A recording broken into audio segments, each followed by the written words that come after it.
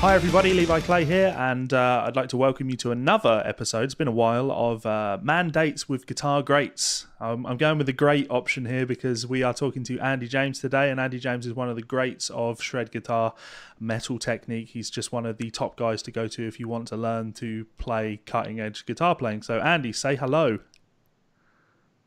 All right, how's it going? Yeah, good. And yourself? Yeah, I'm all right. Yeah. Yeah, You know, just sat at home. I'm doing bits and pieces. You know what I mean? Boring stuff. You know.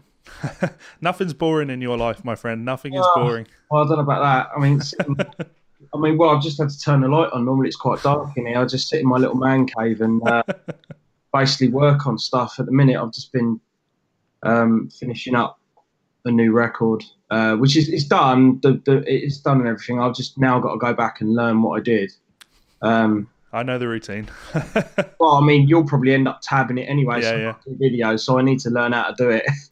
Well, we've got one track already done, and I'm sending that over to Nick at some point, and I'm sure he'll put that on your site for people to tease the album, if that works for you. People like free stuff. I mean, the idea is really, with this release, I want to do like a video album. That I don't know if anyone's ever really done that, but probably have. It's just playthroughs for every song basically, but it'll be like a release, so you can buy the album like a sort of visual version of it.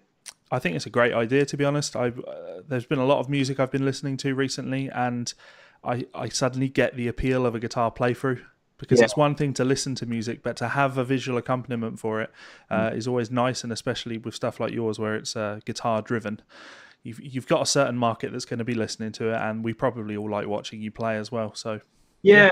I mean, I don't know. I mean, I've shot one music video, which is kind of like a kind of arty sort of thing. I mean, these playthroughs are more like camera angles and just so you can see what's actually going on, kind of thing. Yep. So yeah, I've got a ghost in here. So yeah, what was I going to say?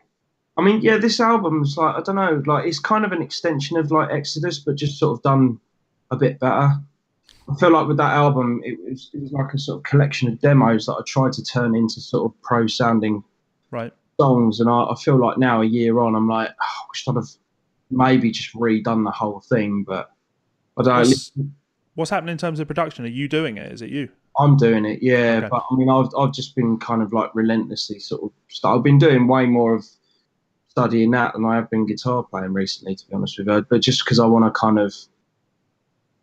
I mean, I might go into doing it for other people. I don't know yet. I've done a few things for different people and stuff like that, but I just kind of got the bug for it now. So spending lots of time over on Nail the Mix, I assume. Yeah, well, that as well, but not so much now because I've kind of that was a really good way of like seeing people work on stuff and that, and then like, I mean, much like guitar playing, you know, you get influenced by things, and then you start to kind of find your own way with it. So I've been doing probably less of that and more kind of just experimenting with those ideas, but like, what would I do? Do you know what I mean? Yeah.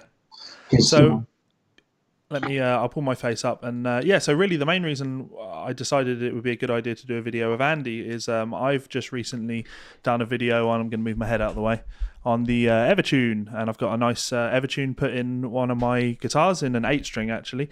And Andy is a big user of the Evertune. So I thought it would be fun to talk to Andy about his experiences with the Evertune, why and where he got into the Evertune. And yeah, so Andy, tell us, the Evertune.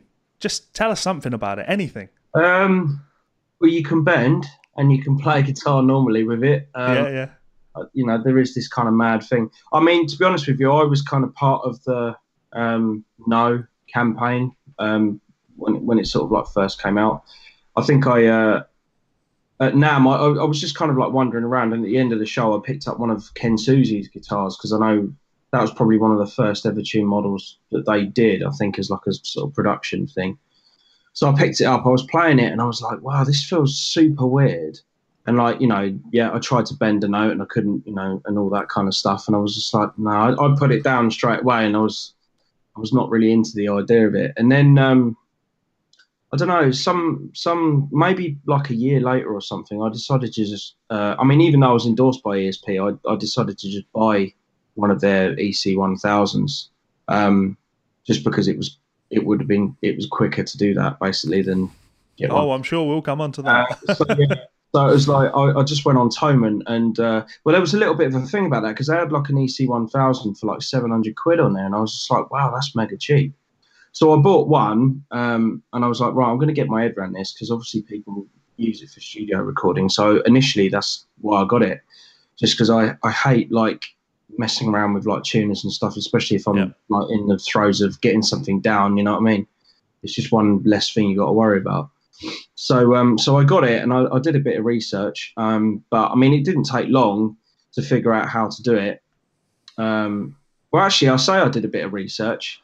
That's total bollocks because I've just remembered Kelly from Selectron, who was like the UK ESP distributor.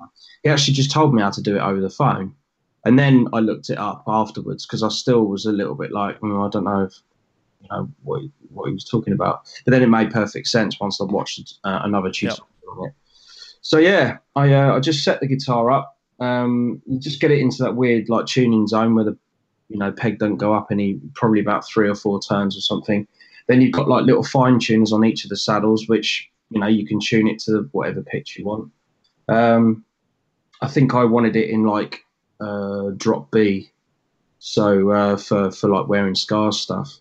So I just set it up like that. I put the correct gauge on there, put it into the zone that it's meant to be in, fine-tuned all the strings, and then just the other bit of tweaking you have to do is to make sure the machine head's right at the end of that zone. So what happens is as you turn it, I mean, I'll do a demonstration in a minute, but very quickly, you get it to the end of like the zone, and then it starts to go up in pitch again. And at that point, you drop it down, and you can bend and do all your vibrato and everything you would with a normal guitar. And then once I kind of got my head around it, I was just like, wow, this is it for me.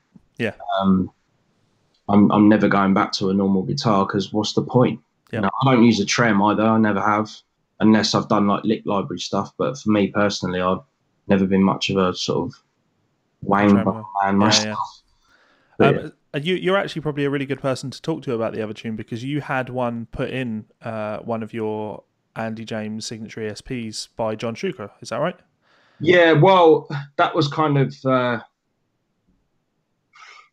that was one of the sort of like problems that I was having with the ESP thing. They built me 2 six-string customs that I had. So I had a white 6-string and a black 6-string. Mm-hmm.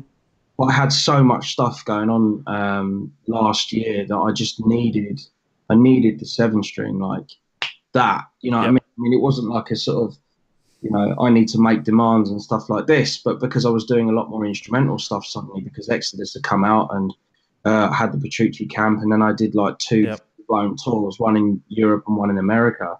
I was like, I can't do it all on a 6-string because I need to be able to play rhythms and leads as well live. So I needed one. So it kind of dropped me in it quite a lot actually. So in the end, I had to basically take my original AJ7 that I got and I have it retrofitted, and that came with a load of problems as well because what they do with the Evertunes is if you've got an arch top 6-string, they've got is it the G series? Because there's an F series. Yes, the Gibson series, and yeah. So if you've got like an arch top 6-string, they can just retrofit it and they don't have to do anything to the body, but they don't do a 7-string version of that. So we had to use an F series 7-string version on my arch top 7-string. So John Shuker he had it for like 3 weeks or something. He had to make like a composite sort of booster plate. Yep. He mentioned it when we were down there, and it just, what a pro. Yeah, I know, exactly. And he was a little bit worried that it would look weird, but he did such an amazing job. It looked part of the guitar. Like you didn't think it would look weird or anything like that. So yeah, basically what they have to do is, because with an arch top guitar, if you look at like Les Pauls, the neck kind of goes back away from, so say like you got the body, but the neck kind of goes down like that because it's not completely flat. So you have to create this lift in order for it to be horizontal with the neck. So that you can actually use it properly. So anyway, that was an insane rush job for me to get it done. He got it done just in time. The guitar needed a refret as well because it was well pitted, but there was nothing I could do about it. So I had to literally do the whole European tour with the guitar, where if you bent on the 15th fret, you'd have to push really hard to get it out of the. Because I wasn't really using that guitar. I needed, I needed a kind of newer version of it, but. you have to just work with what you've got. And yeah. So that's really good because not many people get to experience what you and what I have experienced, i.e. had a guitar that didn't have an Evertune in it, and then you put an Evertune in it afterwards, so you know what the guitar felt like before, and you know what it felt like afterwards. So what would you say, did it change any aspects about the guitar? Probably two things. One, it gets a little bit heavier Yeah. in weight, but that's not really a problem. Well, not for me anyway. And then two, I mean, I've got to be honest with you, like I didn't really notice a massive tonal difference. I mean, I don't know why that is. I don't know why people seem to think that it's just a complete tonal change, whether it's just a mental thing. And because you can play two people the same thing and tell them that you've changed something, and then they'll be like, "Oh yeah, I can definitely hear that." Yeah, absolutely. And go, actually, it's no different. Yeah. I've actually done it with a few like mixed crits that people have sent me and gone, "Oh, can you just do that?" I'm like, "It doesn't need it. Fucking send it back." And they're like, Yeah. "Oh, sounds amazing." Like, yeah, that's what you're working with. But yeah, I don't know. Like, I didn't really notice any difference. I got it, and it just sounded great. I mean, live it was killer as well. Like the tone I had, and that was the first time I'd used like the Kemper with a valve power amp live. Yep. It's probably the most amount of sort of tonal compliments I've had actually out of all the gear that I've ever used. So I don't know. Arguably, it doesn't really have a detrimental effect on the tone, and it's just a little bit heavier. But apart from that, well, you know what guitar players are like. They're terrified of change. So they look at the Evertune and they're like, "Oh, but you've had to route all that wood out of the back." And I'm just like, "What? Like a guitar with a Floyd Rose in it?" yeah. So Yeah, do you not play guitars with Floyd Roses because they have terrible tone? I'm not going to say that to me it sounded the same. It did sound different, but I also did A/B tests. I did lots of recordings of it before it went away, and then some recordings of it when it came back. And I wouldn't say better or worse. They just sounded slightly different, and the difference seemed to be in the low end. But you'll know yourself, and for anyone with any experience mixing, we want to cut all the low end out of the guitar anyway, so it doesn't get messy around the bass end. So it would make sense to me that you're saying you had great live tone, because you're just losing just some of the really low end on the guitar, which is useless to us anyway. So yeah. I mean, the only thing I will say though is like, if a signal generally has the right low end in it, you can cut it out and it's still kind of present higher up the frequency range. Whereas if you don't have that low end in there at all, it can sort of sound thin and anyway, like whether you cut the low end out of it or not. Do you know what I mean? I mean, with my Kemper profiles, we actually used like a Beta 91 boundary mic underneath the 4x12 cab, just so we could capture insane amounts of low end. I mean, not that we'd get rid of it anyway, like obviously put it in a mix and stuff. But weirdly, it does seem to kind of be present, even when you kind of like high pass it up to a certain point, it's still present right at the point where you it. So yeah, but no, I take your point that a lot of that, what people expect in sort of like low end, is kind of pointless anyway. I mean, for me, like the sort of tones that I used to like playing on my own, now, having done more, sort of like production learning and all that kind of stuff, you actually realise that they're the kind of tones to avoid. The ones that have got loads of cab warmth and move loads of air, and you think, yeah, this is fucking awesome. you just know that it's just never going to work. So the sort of things that I look for now in tone are totally different than when I was sort of like 20 odd, when all I wanted was low end. I had a 5150 and the resonance all the way up, the bass all the way up. Probably on about 3. Whereas now it would definitely be more of a kind of 12 o'clock thing and just slightly move it. It's that feeling of when you're sat in a room on your own and you're inexperienced, of course. Lots of bass gives you that fuller feel. It's like there is, well, obviously not that there is a band there, but it's certainly a lot fuller than the sort of tone that I would expect when I'm recording. When I listen to isolated guitar tracks from my album, those are not tones that I would ever have the balls to dial in on my own, and now I've got a bit more confidence to use things like that and to even practice with tones like that. So you get accustomed to that sound. Yeah, I mean, all of my sort of channel strip settings for like plugins and stuff. Where if I get like a guitar DI or something, I mean, it wouldn't be a tone that you would want to play through at all. But like because the DI has already been tracked, probably with I don't know a tone that you feel comfortable with, then you can just whack that on. You don't have to worry about the fact that it's got less gain and it's got less low end and all that kind of stuff. Yeah. And also, I always find with that, like, because I'll record in a different session that I'll mix in for that reason. Because then, like, when you actually use a tone that's probably more mix ready, you're not worrying about what it feels like when you're playing as well. Yeah. So, like, I mean, just going off topic a little bit, like with my own guitar playing, I suppose I didn't really kind of realize what it is I was actually producing as a guitar player, like, lead wise, tone wise, feel wise, all that kind of stuff. So I actually did start recording because obviously it takes out the element of actually being present playing it while trying to listen to what you're playing at the same time. Yep. So when you hear something played back, you'll be like, that's not what I was hearing when I was playing. I feel like every guitar player should at least do a little bit of recording to get some ears on what they're doing so they can actually have a better idea of what they're producing as a player, I guess. Yep, I'm right at the very start of that journey. I've got a full year paid up on Nail the Mix and URM, and I'm trying to throw myself into it. And every day is eye opening. Every little bit of time you spend into it makes you jump back and go. Even this month where they're doing like Bullet for My Valentine, I remember when the Poison came out. I must have been 15, and I loved that record. But I certainly never growing up looked and went, this is something that I should be studying. This is a band that I should really care about. I just thought, they write some songs that little girls like, which is fine.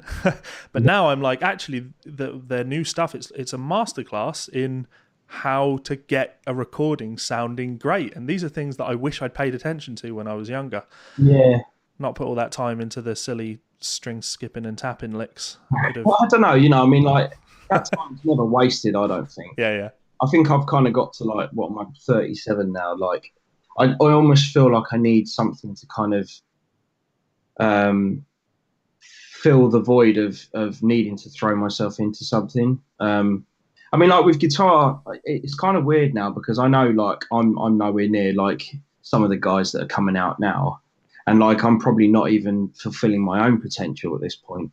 With if I just sat down for 10 hours every day and did what I did when I was younger.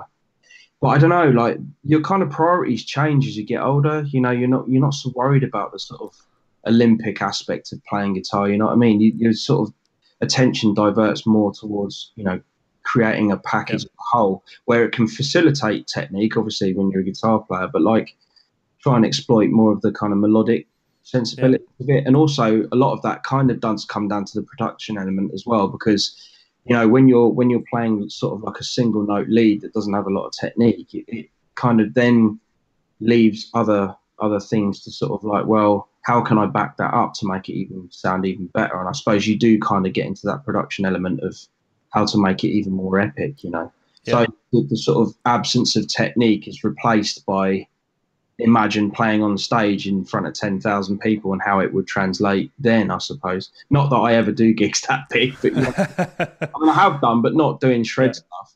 Yeah. People do change. I'm bringing myself up on screen and I'm going to look down the camera and say, when I was a kid, all I wanted to do was play some fast guitar and write some cool songs. And now all I worry about is getting YouTube subscribers. Yeah, it all works. Okay, so let's talk about guitars, because you are now playing the Kiesel stuff, which was a huge surprise to everybody on the internet. ESP came out on NAMM and announced 2 new Andy James signature models. I talked about it on YouTube and was like, yeah, ESP have really got their shit together and they're doing loads of Evertune stuff, which is great. And then someone sent me a message and said, what do you think about Andy going to Kiesel? And I was like, that can't be right. Yeah. So, what happened? Well, I mean, I mentioned about the 7-string thing. I mean, it might not be a kind of big deal for some people thinking, well, just wait a bit longer for a guitar. But yeah, it was difficult because it was like the one thing that I needed, being a kind of signature artist with a company. I suppose that they would at least, meet you halfway and kind of go, right, we're going to fast track this through if you need it, kind of thing. But none of that ever really took place, and it was all a bit weird. And plus the fact the staff rotation over there now is just every year it's a different set of people doing A&R or and all that kind of stuff, and it just isn't the same as when I joined, and there was different people working there, and it all just had a bit more of a kind of rock and roll vibe about it, definitely more of a family orientated vibe. And now it's just profit margins and business, and it ain't really, like, I'm not money driven anyway. Do you know what I mean? I don't really care if I get paid for selling signature guitars. It's not keeping my food on the table. So, I'm very much like, I would like to have relationships with people that I work with, because, obviously, if you pick up the phone and all you talk about is business, I mean, what's the point? Yep. I like to kind of have a laugh with people and, see how they've been getting on in their own lives and that. And then 5% of your conversation might be about business, just to get stuff done.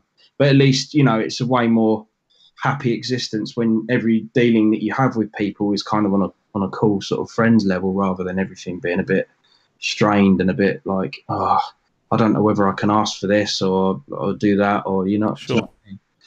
So I don't know, and that and a bunch of other stuff I don't really want to go into. It just kind of, after a while, it's just like, you know what? After 10 years, I feel like I kind of want to just take charge of this a little bit more and have a change. So that being said, obviously, I had a bit of a kind of wobble middle of last year about whether to sort of like change guitar companies or not. And and in hindsight, I should have been more upfront with the whole ESP thing with them, because it is my bad that kind of turned out to be a guitar that they put out, and then I behind the scenes was kind of having major doubts about it. I mean, at least on 2 occasions, I thought about getting in touch with them, but I sort of did. And then they were like, oh, no, we've made up all these guitars now and we're doing it. And, not because I was saying that I didn't want to be with the company anymore, but it was like, it felt like it had gone too far down the rabbit hole for me to kind of pull out of it. Sure. But then, with the kind of amount of work that I had done and I was doing last year, and just with the guitar and stuff, and then I played a few Kiesels while I was on tour. One, Jason Tarantino is the rhythm guitar player for Angel. Had a go on his couple of his Aries guitars. He's got a white one and a blue one, and they both played great. And obviously Chris Letchford as well. He moved from Strandberg to Kiesel, and and even that for me was like a completely different guitar, being headless and multi-scale and all the rest of it, which is 2 things that I'm not. It's not going to be part of any guitar that I'm going to be doing moving forward. But even then, I mean, I played them and they were incredible. Like, I mean, even the build quality, the sort of feel of them, everything. I was kind of like, right, well, that's 2 completely different models from the same company, and I just had no problems playing them at all. They felt really good. And then obviously, I'd spoken to a few people about, Jeff and what's he like and all this kind of stuff, and it was just sort of like unanimous. Yeah, he's great to work with. He's killer guy and everything. So I was like, right, okay. But I mean, it wasn't a case of like, just trying to get to know someone over email. Do you know what I mean? It was like not going to be a thing until we'd actually met, and the only time it was going to be possible was NAMM. So yeah, so that was where like sort of like fork in the road happened. It was like meeting Jeff, kind of deciding there and then that it was going to be something that I'd be into doing, but then having the other thing of like, well, there's a signature guitar coming out and the rest of it. But I think the problem is like I didn't really want to be in a situation like that where that guitar would have come out, I'd have been playing it 6 months, I don't know, and then left anyway. Do you know what I mean? Sure. It's kind of difficult for me to figure out what the best thing to do was, but I mean, in the end, I kind of just didn't worry about the business side of it, and I was just like, right, what do you want to do? Do you want to stay with ESP, or do you want to move and try something new that kind of feels right? And so I just did that, basically. That makes sense, and I think people will, if they really think about it, you don't come off in a bad light in the slightest. In my time playing guitar, I've seen a lot of guitar players go from one company to another. There are certain guys I think of, like Greg Howell, that jumps companies, or there was a period where like Greg was just different gear every year, which of course is absolutely fine. But there's two types of moves. There's some moves that you look at and you go, you've done that for the money. Oh, You've done that because this is a business thing. And in your situation, I look at it and it's like, obviously I don't know what your deal was with ESP or what your deal is with Kiesel. I don't even really need to speculate, but you had a deal with one of the bigger companies. You had a signature model that they were pushing and people were buying, and then you've gone over to a relatively small company in comparison to where ESP are, and you don't have a signature model yet. No. I mean, the guitars that I've got are just they're just custom builds, which I've put through. The first two was like a Crescent and an Aries, because I did try both at NAMM, and I did lean much more to the Crescent. But he was like, look, just sort of like try them out anyway. Tried a couple of different things. There was the gold Evo frets on the white Crescent, and then there was stainless steel on the Aries, which is like the black and natural wood one.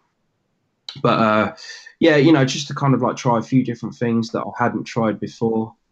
But yeah, I mean, like after sort of 10 years, well, actually longer than that, with playing other different brands of guitars as well. Yeah. I'm definitely a fan of not having gloss necks and having satin paint and stuff, and also having like nickel frets as well, which it does. Yeah, you're not a fan of stainless steel frets, are you? No, it makes people frown. I don't know why, but I don't know. For me, I just find them too hard. Playing like tens and stuff like that with stainless steel frets, it starts to feel like you're wading through treacle a little bit for me. So, especially playing 7 strings as well. So, I don't know. I got the two Kiesels, and I had to go down to 9s for a bit, because both of those sets of frets are designed for long wear. You know what I mean? Yep. But this one that we've recently done, which is the black and red, it's very much the kind of spec that I'm used to and have been used to for a long period of time. So, I mean, these are like 6100 Dunlop jumbo frets. Obviously, the EMGs, which I've been using for a while, and the Evertune. I mean, the thing about the Evertune bridge as well is like it's the same spacing on whatever guitar, so it's like you can put that bridge on. If you're used to that bridge, you can put it on any guitar, and the string spacing's not drastically different. Although I know you got your nut and everything as well, but I think the neck dimensions on that are pretty similar to what I had before. Yeah, so it was pretty sick. I mean, once I got that guitar, it was like instant out the box, And just for people watching, can you confirm for us that you can bend on that guitar? Yes. You just show us that you can actually bend a string. And you can actually put vibrato on it as well. Yeah, a novel idea these days, but yeah. Again, it's just like common sense, people. Just look at what you're saying on the internet. You're saying, "Oh, I don't like the Evertune. You can't really bend on it." Would someone like Andy James play a fucking guitar that you can't bend on or do any vibrato on? Just what are you talking about? Some people will probably argue that my vibrato's shit anyway, so why would you want to do that? I don't know. Yeah, we don't need to listen to those people. The issue is, and actually the reason I've been, I spoke to the guys at Evertune and I wanted to talk about the bridge so much is it seems to be just people understanding how it works. I've been into guitar shops that have a couple of guitars with Evertunes on, and I've gone, let me have a go on that. I went into Guitar and they had the Misha Mayonnaise True Temperament Evertune in, and I was like, you know what? I've always wanted to play one of those. Let me have a go on that. And he got it down, and rather annoyingly, this doesn't say good things for Evertune. The guitar wasn't in tune. It was a little bit out of tune. Right. So I turned to the guy and I said, chuck me the key and I'll tune it. And he went, oh no, you don't need that. You can just do it at the headstock. And I was like, no, you can't. And he was like, yeah, no, you can't. But then you put it far enough, and then you'll be able to tune it. And I was like, well, technically, yes. While what you're saying is true, that's also not how the Evertune works or what it's about. And you should have it set up properly and be able to demonstrate what it does for people when they come in, so they're more likely to buy the guitars. Yeah. So yeah, this is all about that. The Evertune for me is you have to learn how it works and how to set it up. It's like a Floyd Rose as well. Yeah. If you don't know how Floyd Rose works, then there doesn't need to be like a kind of half an hour tutorial on it either. I mean, right, let's get to it. Do it. Okay, let me adjust this a little bit. Okay, so I mean, this is all tuned properly. I'll get my Evertune key out. I mean, just to be able to do that is amazing. Like across 7 strings, play every one, and then just perfectly. That was the appeal for me. For the 8-string, I'm not an 8-string guy, but and the reason I'm not an 8-string guy is every 8-string I've ever played sounded like shit on the low end because you dig in and pick it hard, and it would just go so sharp. Yeah, yeah. And with an Evertune, you can completely remove that from being an issue. So yeah, you get one of these things. I'm looking for mine. I can't bloody find it. There it is. In its guitar shapes. So first off, right, this thing is one size, fits 3 holes, which is in all walks of life is not bad. So I don't know if you can see this because it's dark in here. Yeah, it's very dark. Oh, you frozen? Right, okay. If you can see it. Probably not better on this one. Is it better? No, but hang on. I haven't got a silver Evertune, so I've got proper lights, so I'll bring mine up to the camera and you can talk about it. Right, okay. So no, go further back. I'm pointing at the correct camera. Oh, okay, right. Well, I can't see that, so I can't direct you. I'll move it back a little bit. Right, okay. So in the saddles here, where Levi is holding it up to the light where you can see it, in the bass, the key goes in like that, and it stays in. And you use that to tune it forward or backwards to get it fine-tuned once you've got it in the tuning zone, which I'll show you in a minute. Right, this along the top here, well, I'm pointing to the screen. No one's going to be able to see that. That's it, where Levi's finger is. That's all your string heights. So you can just adjust that, lower it or higher your string height, depending on any string gauge that you've got that you like. And in the back, if you want to turn the guitar to the back, that is your intonation. And one key does 3 things. So you can move it forward or back depending on whether you want to shorten or lengthen the string to get it perfectly intonated, which is entirely possible with this guitar because, I mean, I don't know about you, but I can't play True Temperament. I think it's a great idea, but it's a naff invention. Well, there's a controversial one because I've got a custom shop miners on the way with an Evertune and True Temperament frets. Why would you need that? The Evertune, literally, I don't need it. By like, it may be 1 or 2 cents. Yep. I don't need it. I've got like 15 guitars. I don't need any guitars ever again. But you've got more guitars than I have. Yeah. I've got 3. Yeah, but I had the opportunity to buy. I wanted to buy a really nice, expensive custom shop for the first time ever. And yeah, that just seemed like that'll be a nice little thing to have in the corner that people will go, oh. Yeah, I mean, it'll be so in tune. Everything else will be out of tune. Yeah. I mean, even keyboards won't be that in. But yeah, I mean, I've just bought this new bit of bass software that basically sampled a Dingwall, and it is fucking incredible. Like, honestly, you just wouldn't ever need to play bass again. It sounds amazing. And it was like $30 for Contact. Nice. Anyway, right. So I'm going to do it on a B string. Why not? So, okay, right. I thought you were more of a G string man, but okay. No, not recently. I don't know what that even means. Yeah, being married and all that. Oh, well, yeah. I don't know. Okay, right. So we're starting from basically when you put the string through the body and then through the machine head, and you're going to tighten it up. So what you'll hear is the normal sound that you get when you put a string through and you tune it. I mean, obviously, you'd be tuning it up to pitch on a normal guitar, and then you'd be pulling the ball until it doesn't move anymore, so it stays in tune. But this will go up to a zone, which is, I mean, it's already in tune anyway, so it will go up to the zone and it'll be the right pitch. But you'll just hear the fact that I'll be turning the machine head and the pitch of the string won't be going up any further.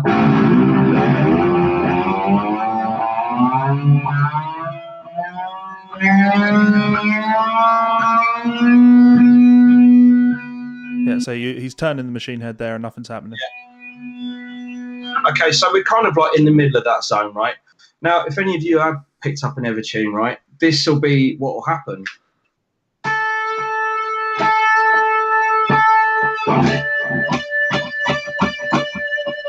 So I'm trying to bend the note and nothing's happening.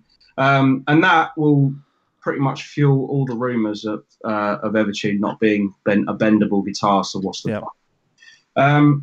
Now this sort of non-tuning zone, if you like, only lasts for like 3 or 4 machine head turns. So if I actually go back to the machine head and turn it, there'll be a point where it'll start going up in pitch again.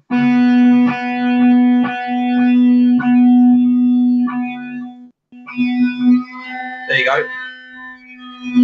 And then what you do is you just drop it down to the pitch of the string.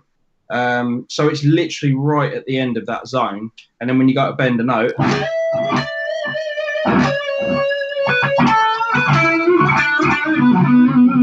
you know, and you can bend and do vibrato and play the whole thing as a normal guitar. And that's literally it.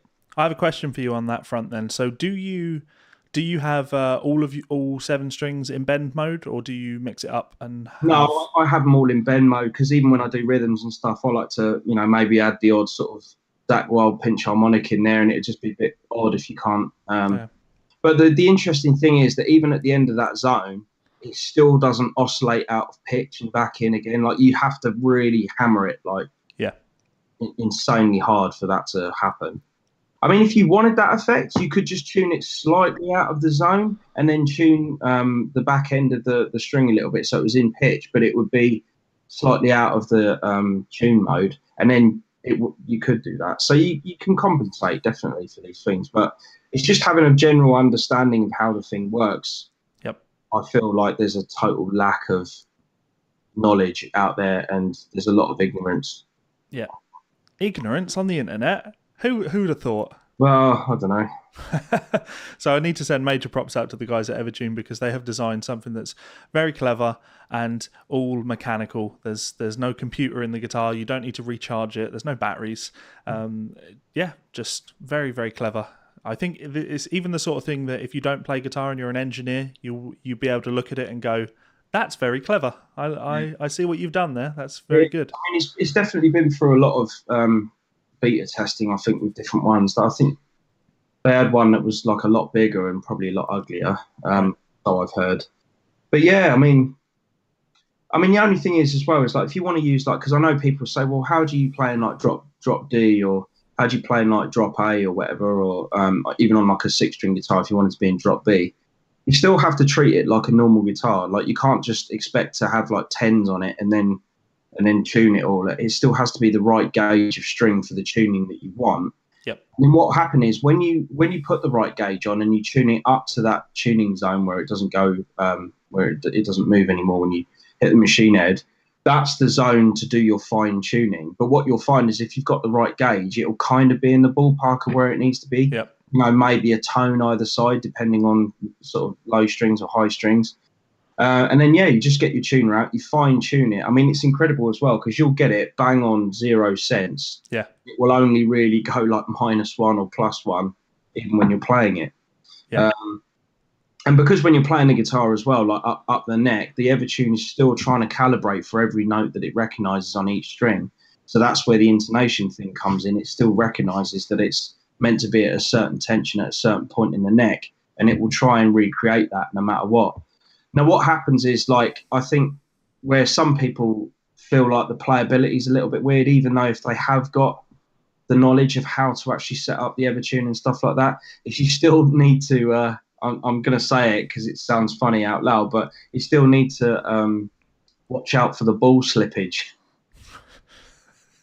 Because that still occurs in the guitar. Even though the string won't go out of tune, the slippage in like the ball end will make it slightly further away from the bending zone. Yep. So you might go for a full bend and only get a quarter bend or something like that. You still need to stretch the guitar in for it to not slip at all. So when you do set it up, it's fine. Because I know that's a problem with people that think they've got their head round this. It's like, I know how it works.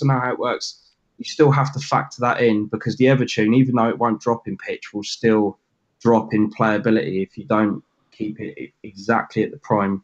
But once it's in, you know, it doesn't ever move or go out of tune or anything. I did have someone asking me on my YouTube about drop tuning on it, because I like to play in drop D or drop C, I guess. Now I've come more over to the metal world again.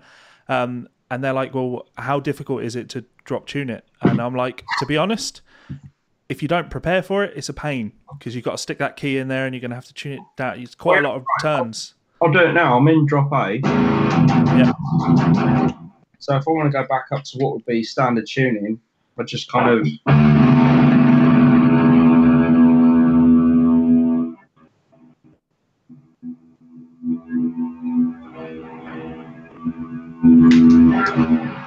That's the only problem with this thing. That's the only thing that annoys me, is that there's not some sort of class system in place where it keeps the key in while you're trying to... Yeah.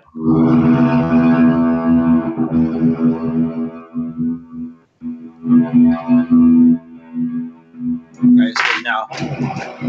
So I liked that because you've really demonstrated. We could see just how many turns it required for you to do that. Yeah. But I've said to people that another way around it is have your Evertune tuned so it's in your drop tuning, and then you can just take your low string and tune it up a tone outside of the bend mode and have it in standard tuning, and then for you to drop it back down if on a gig or something, it's really just a case of you can tune that string down as low as you want to, and it's going to go down to your D or whatever your drop tuning is and never go any lower than that. So it can be done quick, or you can stick the key in like that and turn it like 25 times. Buy another guitar, isn't it? Yeah, that is another route. Yeah. So there are lots of companies out there that are offering Evertunes now, which is good. So yeah, there's no reason to not give one a go. No.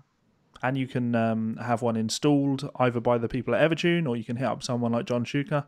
And he told me you're looking at like £300 to have an Evertune put in a guitar, which, depending on your financial resources and how nice your guitar is, I don't think it's a whole lot of money for something as cool as that. You consider as well that you've got to factor in the unit. It's not just having one fitted. He's got to get the unit, and then obviously the labour and doing it as well. So yeah, it's a great price, I think. Yeah, big fan. I'm going to keep saying big fan. My only issue is because I got this and I love it.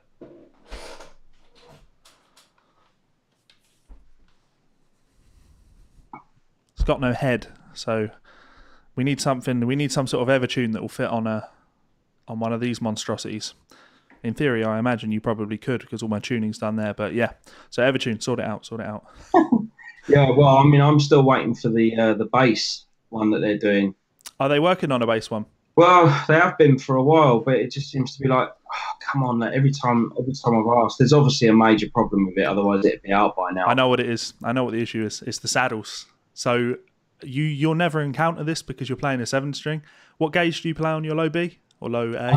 It's just a low 60, so it's 10, 46, and then low 60 because I dropped down to the A, so it is like a 56 with the rest. So the biggest, the thickest gauge the saddles can handle on an Evertune is a 72, which is fine for a 7-string. But when you move over onto 8, you will struggle to find a set of strings where you're getting a 72 for the low F sharp. Most guys are using an 80 minimum. So it's not an issue. I've got a 72 on my 8, and because the Evertune's there, it just doesn't go sharp no matter how hard I hit it. And I actually prefer the tone of a thinner string. But yeah, I would imagine that designing saddles for the bass that allow them to put such a thick string in there is probably causing problems for them. But they'll get there. I'm sure they will. I mean, it's probably a lot of tension to deal with as well, to try and get it to sort of stay consistently in tune. Like bass is just one of those. I mean, this is going to be probably controversial, but I don't know. I always feel like bass is one of those instruments that you could just get a plug in and no one will really notice. I've started to feel really bad about this, not because of bass, but because obviously I'm using Superior Drummer 3 on stuff. Any little demo type things I've done, and it's just occurred to me, like, I feel terrible for all of my drummer friends because they're just surrounded by it. Imagine living in a world where every single time you clicked any music, it was just programmed guitars. It would drive you insane, wouldn't it? Well, I mean, they sort of did that with the Odin. Have you seen that plugin? No. Well, that's basically one guy. He took my guitar, my 6-string ESP Evertune, and just tuned it in like 3 different ranges and sampled every note on the guitar twice, so you could pan them. Yeah. So it isn't like shreddage where you only get like one DI and you can't pan it because it'd just be mono anyway. He did the whole process twice, so you could have 2 instances of Odin open, one left and one right, and it's got everything like down picking to sort of like legato stuff to pinch harmonics to vibrato. Yeah, it's kind of it's nuts. I mean, you have to sit and get to grips with being able to program it properly.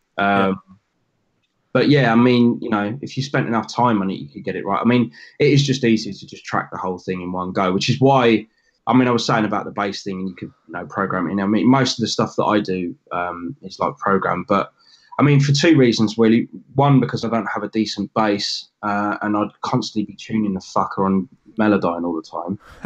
And two, it's just consistent, like low end. You don't really have to do a lot to it to sit in your mix and keep it nice. I mean, but if you get any bass breaks or anything like that, then obviously, yeah, you would like to have like the real bass. I mean, what I generally do with like most people is like bass, if I'm working on something that isn't my own, will be I just kind of program the bass anyway and have it all like the low end, just part of it. Right. It doesn't like move, and then have the natural bass on top of it. You never hear it like. It just, all it does is just create that consistent support underneath. Sorry, bass players, you're out of a job. Well, no, this new plugin that I've got, this Dingwall. I mean, it's like a real life Dingwall that they. What's it called? The same thing. Hang on, let me have a look. I've just because this appeals to me. No, I have a Dingwall on my wall over there. I can go and pick that up and record with it if needs be. But yeah, if there was a way that I wouldn't have to do that, that's always nice. The ABZ5 bass instrument for Contact. Okay. My friend Alan Laskell, I don't know if you've heard of him. Every Hour Kills. Right. Yeah, he sent me the link because I had to go on one of his band mixes just for a laugh. And the bass deal, because there's like 4 different bass things in the session that he sent over. And I ended up just using the DI. I was like, mate, what did you use to record that bass DI? I said, it sounds fucking incredible. He went, oh, yeah, it's just the Contact instrument. I was like, oh, God. It was like $30. I've just been playing with it now, actually, and it was like, wow.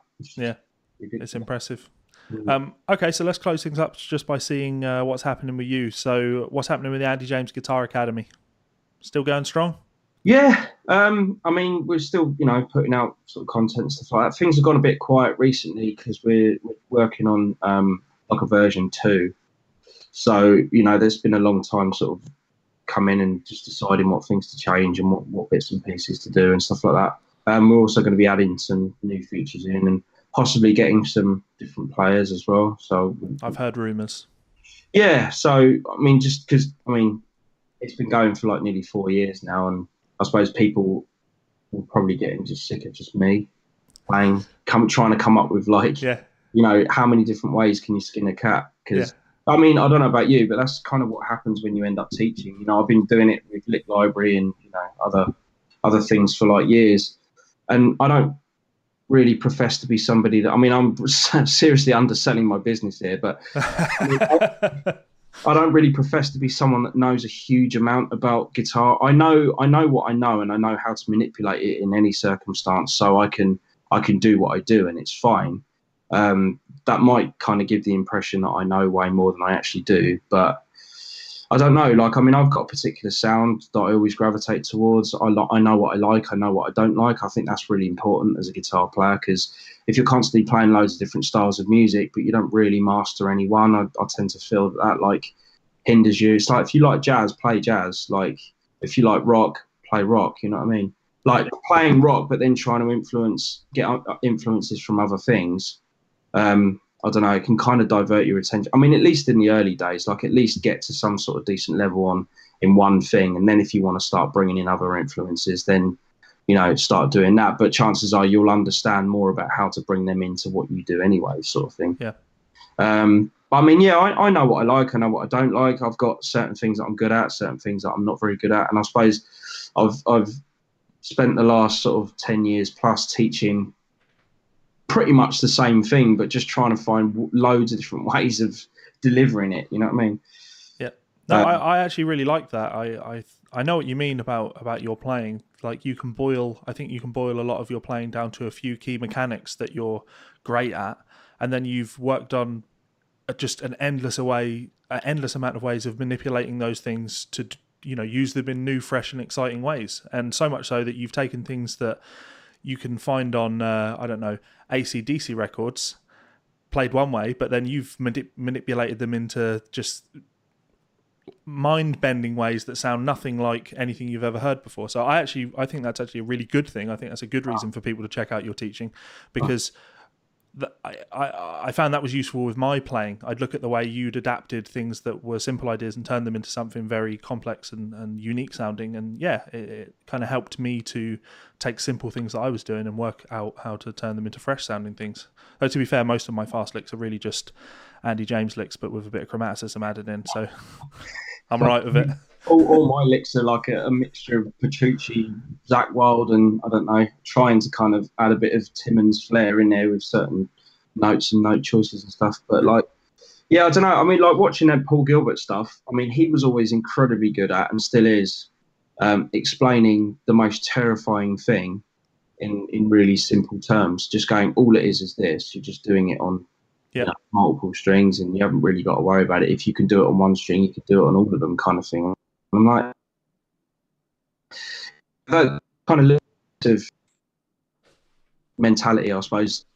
I'm just really doing the robot, helped. Just so everyone knows that we do know you've gone into doing the robot there. Sorry, you were saying? Oh, sorry. Yeah, it's probably the signal. No, I was just saying about simple things, that sound complicated, but that really aren't. I mean, most of the stuff that I do conceptually is not really that difficult to kind of get your head around. It's just a few different concepts even here and there sort of like joined together. Like I did a lesson on Instagram recently, and it sort of, I don't know, like blew up. To me, it seems fairly obvious that that's what you would do, but it was like playing the pentatonic scale as like power chords and then just separating the notes, and it makes it sound not like a pentatonic scale at all, but it's in that same framework. Yeah. Loads of things like that, really. Being creative. So head on over to the Andy James Guitar Academy if you want to take your rock and shred playing up to the next creative level, and also deal with lots of frustration of not being able to play Andy's licks quite like Andy plays them. Well, there's a Facebook group as well, which, if you are having those types of frustrations, you can share them, and if I can help, then I will, And if not, you can just laugh at them. So that's... No, I I mean, I've been accused of being horrible, but I'd never do that, like not purposefully laugh at anyone. You know what I mean? I think it's beneficial for people to see me in video form, because they wouldn't want lessons off me in real life. Because I'm actually a shit teacher. I'm just not very good at like imparting information like in real time. Because I'm like, it's all it is this. Just fucking play it. Yeah. No, it's not that bad. Yeah. I mean, I hope it's not, because obviously you get asked by John Petrucci to go and teach at his camp, and then I'm telling people I'm not very good at teaching. You're not very good at selling yourself. No, I mean, I've kind of got it down to like what I know people can handle now, which is kind of cool, I guess. But so yeah, the only other thing I've got is a new album coming up. In July, and then hopefully go out and do some live playing so I can see everyone. Sweet. And what's the best way for people to keep up to date with what's going on in your little guitar world? Instagram, pretty much. Instagram, that's your main place. Yeah, I kind of... Look at you down with the kids. No, not really. Well, I don't know. It's just quick and easy, isn't it? And I'm always on it anyway, like probably looking at other women. It's a great place to sort of like perv. And, my wife, she doesn't mind. She does it as well, so it's all right. I think I married the right one there. She doesn't get jealous or nothing. But no. What else? I think that's it, really. Instagram. I could probably plug the John Petrucci Guitar Camp. Do it. The 6th to the 10th of August in Glen Cove.